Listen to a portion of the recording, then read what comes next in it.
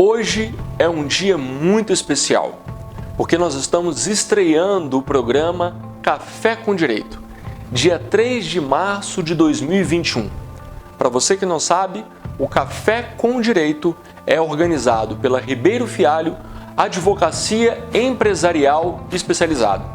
E o Café com Direito conta com o apoio da Faculdade Novo Milênio e da Associação de Empresários de Vila Velha, da Acevila. Toda quarta-feira, às 9 horas, no canal do YouTube Café com Direito. O Café com Direito é o seu encontro semanal com os gigantes do direito do Estado do Espírito Santo. Um programa voltado para profissionais, gestores, executivos, com temas atuais e relevantes. Nós vamos conversar sobre tributação para as empresas, para as pequenas empresas, empresas do lucro presumido e empresas do lucro real. Vamos conversar também sobre licenciamento ambiental e sobre meio ambiente. Vamos conversar também sobre desenvolvimento econômico, sobre infraestrutura e sobre muitos temas do seu interesse. Eu sou Marco Túlio e te convido. Vem tomar café comigo?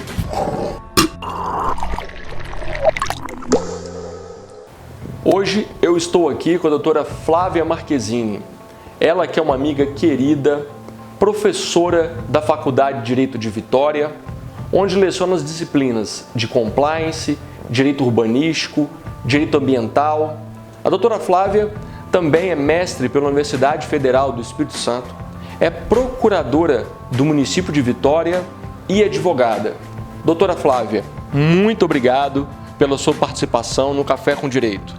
Eu que agradeço, Marco Túlio. É uma honra e um grande prazer estar aqui inaugurando o primeiro Café com Direito, que certamente será um grande sucesso. Muito obrigado. E hoje nós vamos conversar sobre um tema muito importante, em especial para aquelas pessoas que residem no município de Vila Velha. Quem não conhece em Vila Velha o Morro do Moreno? Cartão postal do município de Vila Velha, um local de beleza cênica inconfundível, mas, se você não sabe, lá existem muitos conflitos ambientais. E é sobre isso que nós vamos conversar no Café com Direito. Eu sou Marco Túlio e gostaria de te convidar. Vem tomar café comigo? Vamos? Vamos!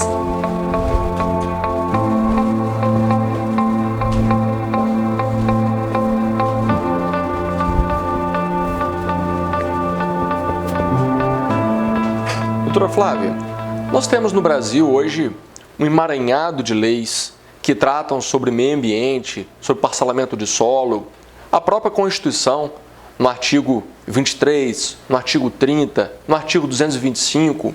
E como se não bastasse o texto constitucional, nós temos tantas leis em meio ambiente que eu preciso ler. São muitas leis. Lei 6766 de 79, Lei 6938 de 81, que trata da Política Nacional do Meio Ambiente, Lei 7661 de 88, que trata sobre o Plano Nacional de Georreferenciamento Costeiro, a 9795 de 99, que trata da Política Nacional de Educação Ambiental, a Lei 9605 de 98, que trata sobre os crimes ambientais, a 9985 de 2000, que trata do Sistema Nacional das Unidades de Conservação, e a Lei 12.651 de 2012, que é o Código Florestal. Doutora Flávia, agora me responda, de que forma a gestão urbana realizada pelo Poder Municipal, que tem a competência conforme a Constituição Federal, nos termos da Constituição Federal, ela consegue gerenciar, ela realizar essa gestão urbana, compatibilizando isso com o meio ambiente, que uma vez que essas legislações, em sua grande maioria, são instituídas pela própria União? Ótima pergunta, Marco Túlio. É realmente um grande desafio. Tá?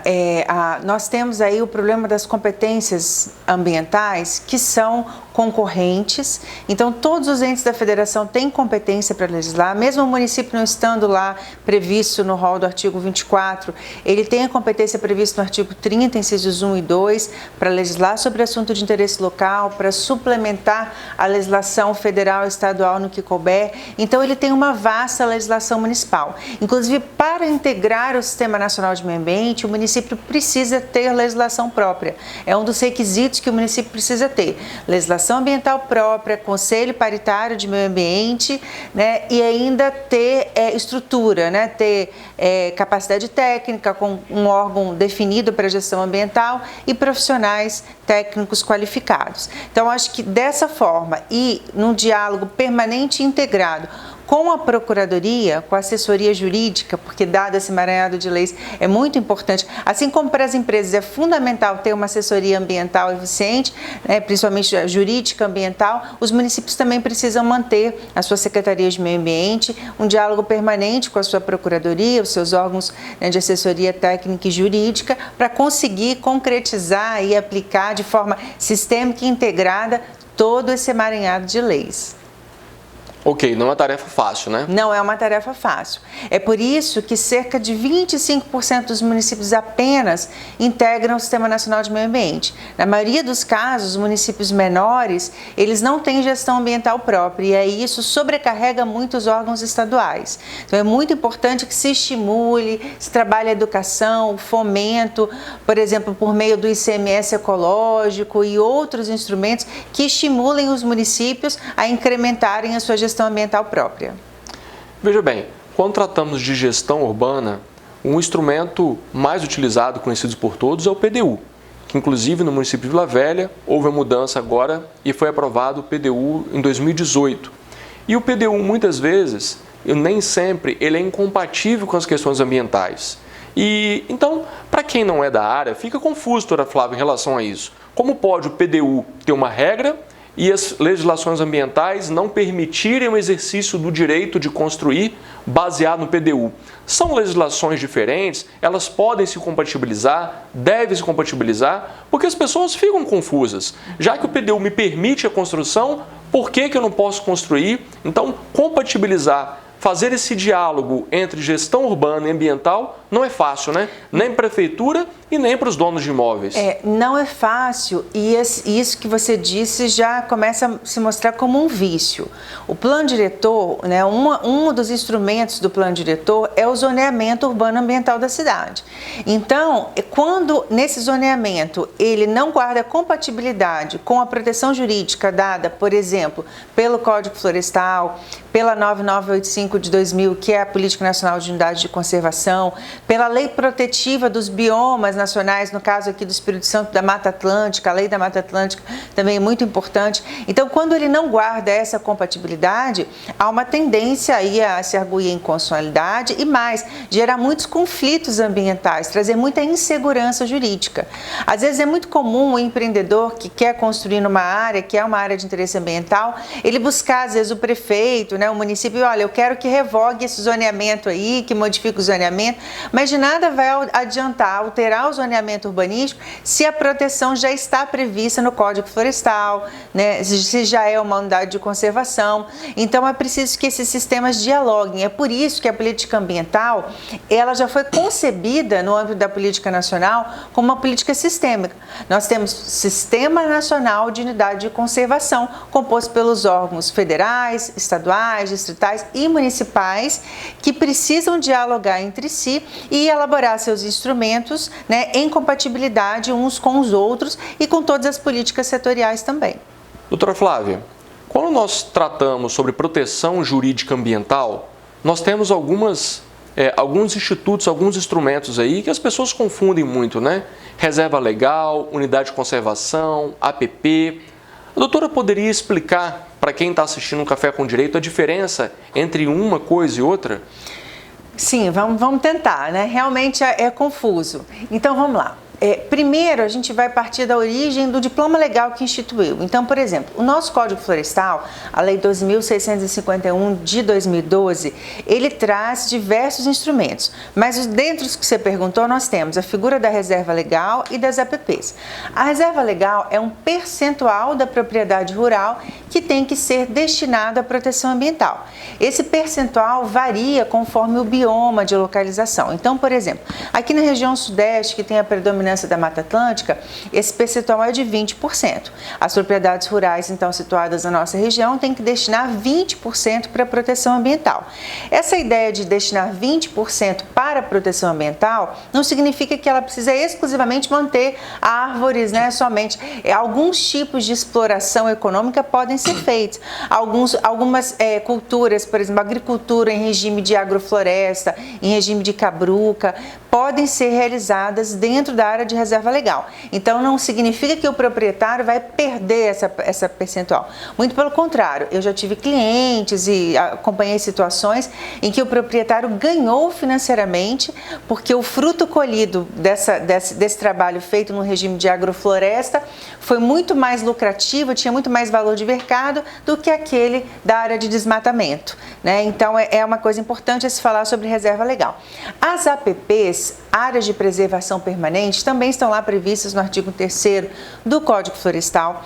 E, na verdade, no caso das APPs, o direito reconhece determinados bens ambientais que têm uma relevância ecológica muito grande, ou então aqueles casos em que a utilização pode causar sérios prejuízos à saúde humana, né, à sobrevivência humana. Então, quando ele diz, por exemplo, que áreas com alta declividade, topos de morro, margens de rios são APPs, ele na verdade está protegendo, além desses bens jurídicos, por exemplo, dos rios, contra a erosão, o assoreamento, ele está protegendo as populações humanas, porque no caso de enchente, vidas podem ser perdidas, né, com isso. Então ele também tem, as APPs têm por finalidade também evitar essas tragédias que a gente acompanha com, né, a ocupação clandestina de morros, né? Então a finalidade das APPs, além de proteger os bens jurídicos relevantes, é também proteger vidas humanas.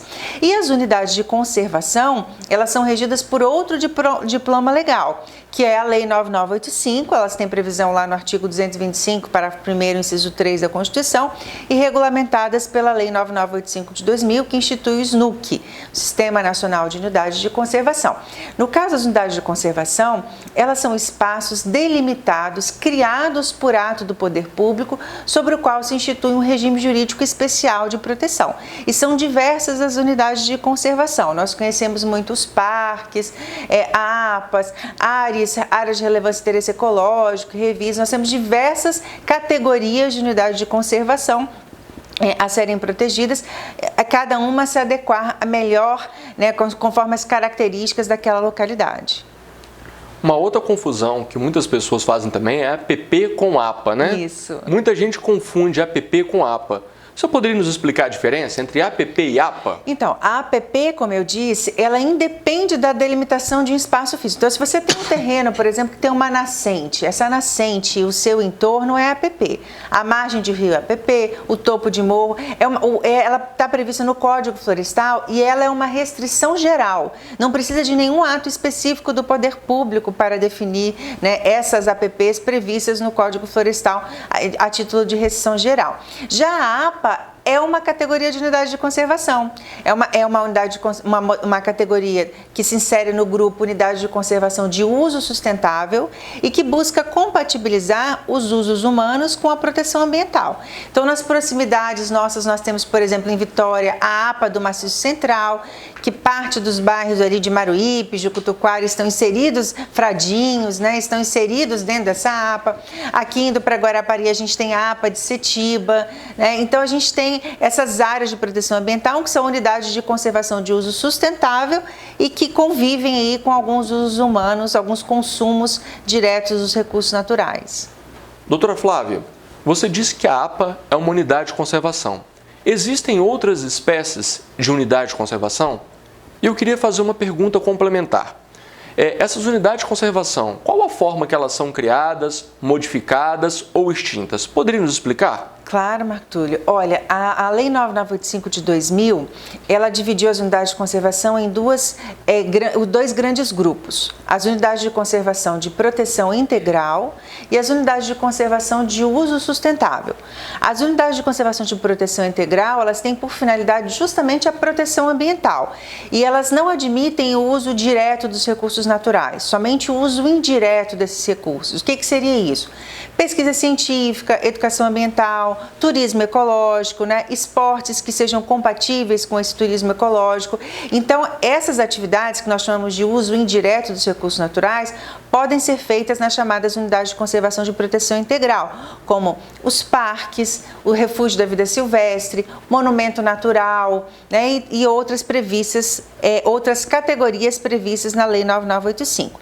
Já as unidades de uso sustentável, elas foram criadas justamente para permitir a exploração humana, guardando compatibilidade com a proteção ambiental. Então, as APAs que eu já mencionei são uma categoria de unidade de conservação de uso sustentável. Nós temos as florestas e reservas extrativistas que existem principalmente na região da Amazônia, né, na região norte e nordeste, que foram criados para propiciar o extrativismo florestal sustentável, castanha, babaçu, a borracha, né, e que movimentam muito a economia do país. Então, essas são digamos, a gente tem os grupos, né, e as categorias de unidades de conservação, são alguns exemplos que eu citei. E sobre a forma de criação, modificação e extinção, a Constituição, ela quis estimular a criação de unidades de conservação e o seu regulamento também. Por isso, o artigo 22 da Lei 9985 diz que as unidades de conservação podem ser criadas por qualquer ato do poder público. Não exige nem que seja lei. Pode ser decreto, resolução, portaria, qualquer ato do poder público pode criar uma unidade de conservação.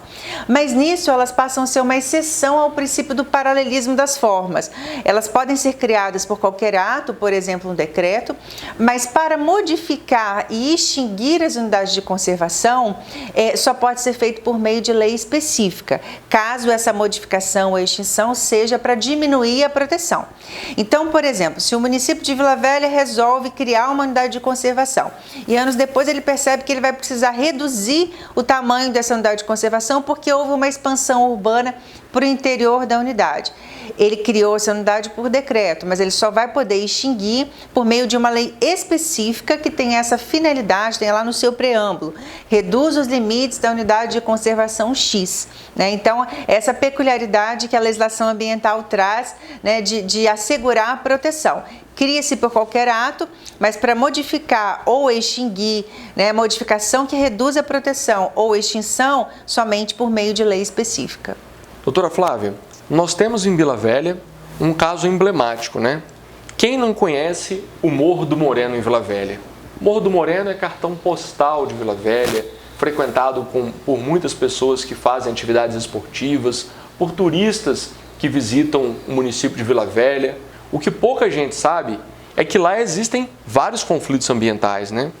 Existe um conflito entre norma urbana e norma ambiental. Eu fiquei sabendo, tive informação pelo próprio município de Vila Velha, que o loteamento do Morro do Moreno, ele foi aprovado em 1969, ou seja, 10 anos antes da lei de parcelamento do solo. Então, teoricamente, esses loteamentos estariam regulares. Ocorre que existem muitas disputas ambientais e o próprio Ministério Público do Estado do Espírito Santo realizou com a Prefeitura de Vila Velha um termo de ajuste-conduta, restringindo aqueles proprietários de construírem naquela região. Então, nós temos um nicho do conflito entre normas urbanísticas e normas ambientais. Doutora Flávia, como fica esse conflito de normas urbanísticas, de normas ambientais e mais, como fica o conflito entre direito de propriedade, direito de construir e o meio ambiente? Bom, ótima pergunta, Marco Túlio. Isso não é incomum, né? Na área ambiental a gente está sempre envolto. Os conflitos ambientais agrários levam aí até assassinatos no campo. A gente tem muitos casos aí, o próprio Chico Mendes.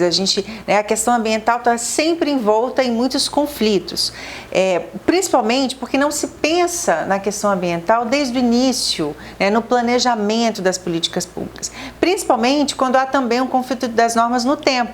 E nesse caso, por ter sido um loteamento mais antigo, embora já houvesse restrições ambientais impostas pelo Código Florestal da época, né, não foram avaliadas quando da aprovação do loteamento. Infelizmente, ainda hoje são aprovados loteamentos em que a Secretaria de Desenvolvimento Urbano, a responsável pela aprovação à luz, né, do direito urbanístico, nem sempre dialoga com a Secretaria de Meio Ambiente, né? Isso é uma falha que leva a esses problemas e algo inaceitável por parte do poder público. As administrações municipais precisam promover essa integração.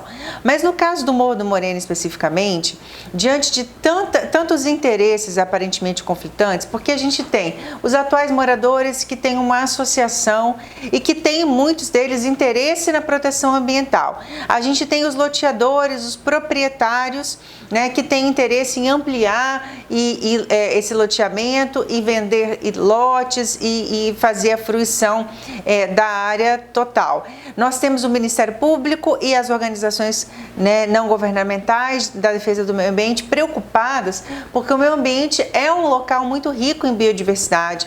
Ele é um local que tem espécies endêmicas do local. Já foram encontrados, inclusive, espécies de preguiça. Se a gente olhar para o Morro do Moreno, ele tem um morro irmão, que é o Morro do Convento.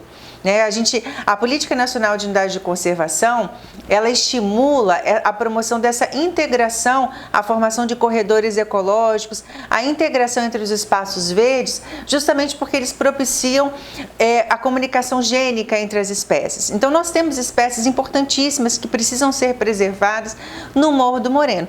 Por outro lado, a gente tem esses proprietários que compraram, investiram, lotearam e que precisam ter a sua segurança jurídica, né? Sair dessa situação, esse medo. Imagina que você conseguiu uma licença, comprar o lote e viver constantemente com uma arma na cabeça, né? O medo de ser retirado do local, de perder todo aquele investimento que você fez. Então, são todos interesses importantes e o poder público, nesse caso, precisa funcionar como um grande mediador desses conflitos, buscando conciliar. Há uma proposta já há muito tempo de criação de uma unidade de conservação nesse local. Eu particularmente acho importante que se crie, mas não dá para criar uma unidade de conservação de uso público que exclua as propriedades, aquilo que imponha, por exemplo, a prefeitura ter que desapropriar todo mundo que está ali. Porque, primeiro, a prefeitura não teria dinheiro, né? Não adianta a gente ser mais realista que o rei. Nem sempre na administração pública, aliás, muitas vezes na administração pública o ótimo é inimigo do bom. Então não dá para se pensar em criar, por exemplo, um parque no local, ou pelo menos não na totalidade da área, porque isso oneraria demais os cofres públicos e também traria um impacto, um prejuízo muito grande aos atuais proprietários. Agora, a gente tem modalidade de unidade de conservação, categorias que propiciam essa conciliação, né? Mesmo as de proteção integral, existem algumas que não excluem todos os proprietários privados, não exigem do poder público a desapropriação, em que é possível compatibilizar alguns usos humanos com a proteção ambiental, sejam algumas categorias de uso sustentável e até mesmo algumas categorias de proteção integral, como o monumento natural, o refúgio da vida silvestre. Então, eu acho que o poder público, né, o município de Vitória, de Vila Velha, ele tem toda a condição nesse momento de reunir as partes interessadas, né, com o apoio do Ministério Público, se a questão já foi judicializada, inclusive com a intervenção do Poder Judiciário, e chegar a um consenso. Eu acho que nós estamos muito próximos de uma solução consensual, madura, porque já são muitos anos, né, de conflitos, para solucionar. Eu acho urgente que se defina isso, porque o que a gente vê é que esse impasse está prejudicando tanto os proprietários quanto a proteção ambiental. Ok, doutora Flávia, muito obrigado.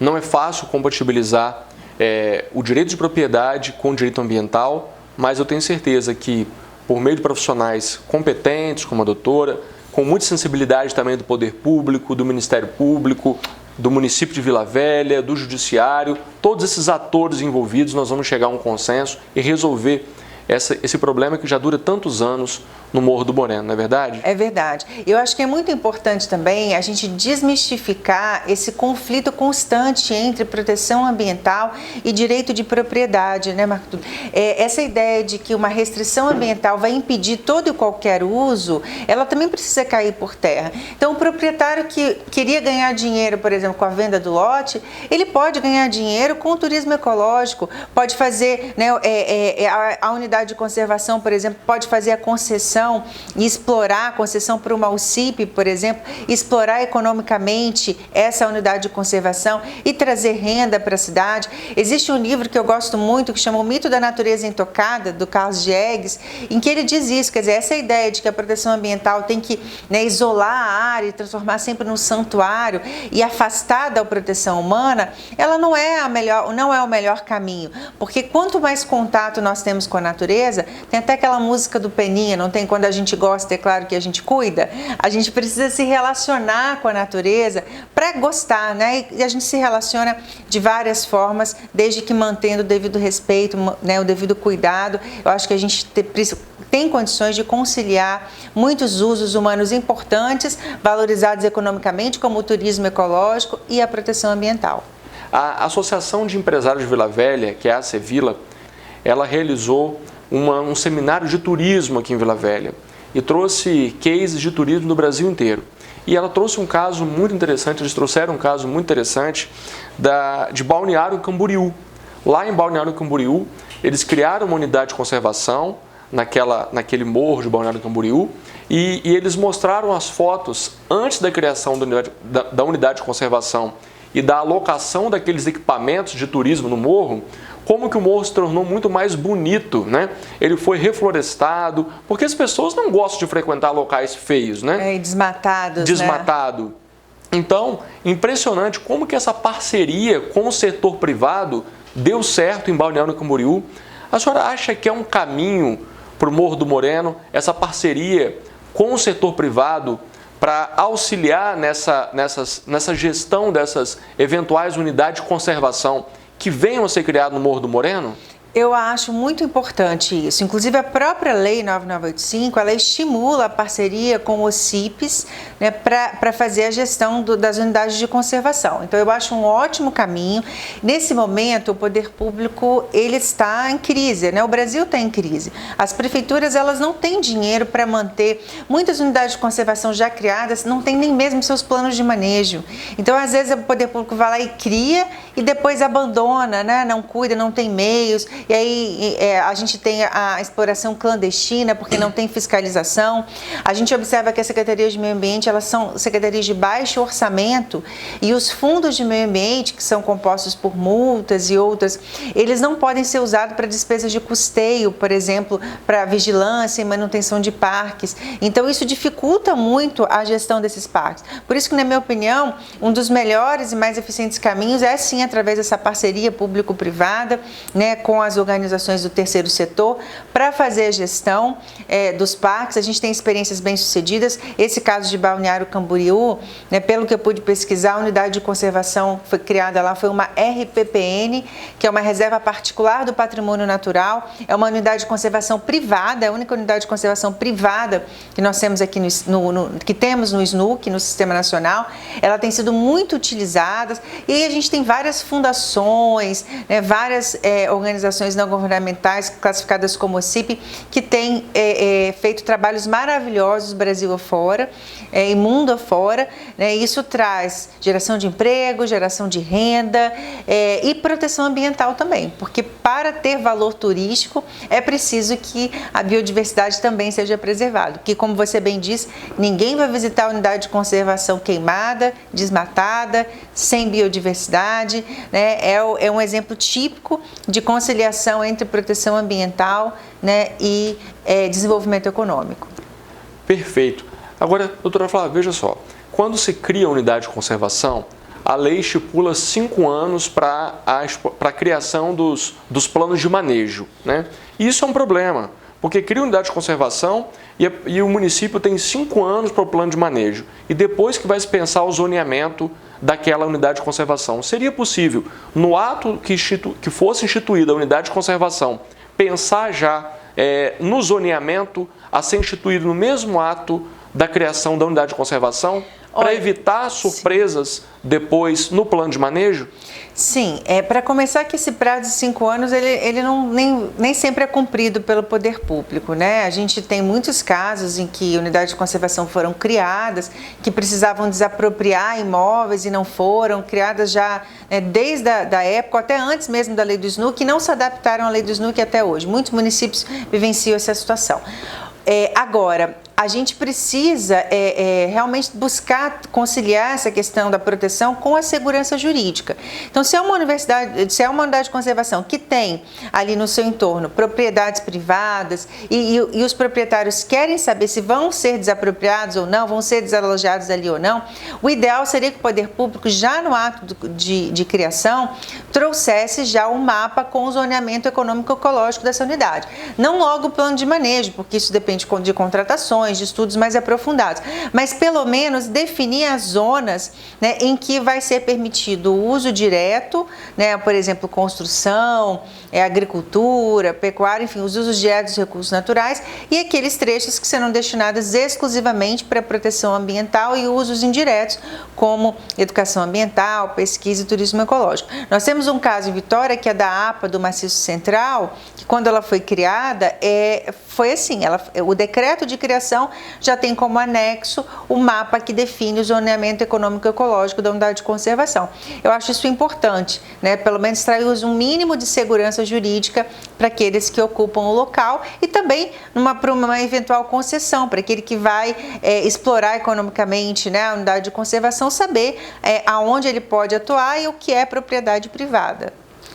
Ok, doutora Flávia, muito obrigado. São muitas dúvidas, com certeza quem tem áreas, quem tem terrenos na região, né, tem muitas dúvidas e tenho certeza que torcemos para que a situação se resolva quanto antes, porque o Morro do Moreno é um local muito bonito, né, gente? Quem não gosta de visitar o Morro do Moreno, e ninguém merece conflito ali com a Prefeitura, com o Ministério Público, todo mundo quer ir para o Morro do Moreno, para curtir o Morro do Moreno, aproveitar aquelas paisagens belíssimas, e nós ficamos na torcida para que tudo dê certo. Doutora Flávia, então gostaríamos de agradecer a sua participação no Café com Direito, pela parceria com a Ribeiro Fialho, e nós ficamos na torcida para que logo, logo esse caso se resolva e aquelas pessoas que curtem, que gostam do Morro do Moreno, possam frequentar o Morro do Moreno sem esses imbrólios que lá existem, sem esses problemas, não é verdade? É verdade, estamos à disposição sempre, Marco Túlio. Eu que agradeço a parceria de sempre.